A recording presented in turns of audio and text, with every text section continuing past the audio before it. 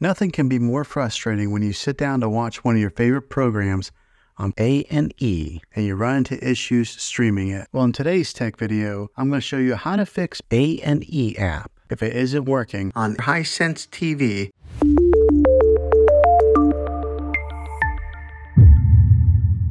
Let's see if we can fix your problems and get your A&E back up and running as quickly as possible. The first one, it's the easiest one to try, and that is to unplug your TV from the wall outlet and wait 60 seconds. Now don't be impatient here. Wait the whole 60 seconds, then plug it back in. This is very different from turning your TV on and off with your remote control. This is what we call a hard reset of your TV, so make sure you do this method. If that doesn't work, then find your router that is giving you Wi-Fi and unplug the power to that for 60 seconds. Then plug it back in. If it fixes it, great. If not, let's go ahead and move on to the next method. Try deleting A&E on your TV. Go to wherever the apps are located on your system and remove the app altogether. Then reinstall A&E again. After you reinstall it, you might have to log back in with all of your credentials, but hopefully this will work. And if that doesn't work, then I recommend buying an affordable Roku stick, Fire Stick, or Apple TV 4K and plug that into your TV and use that as your main streaming player, and you'll be able to access A&E that way. I'll put links in the description down below of where you can get one. There you have it, folks.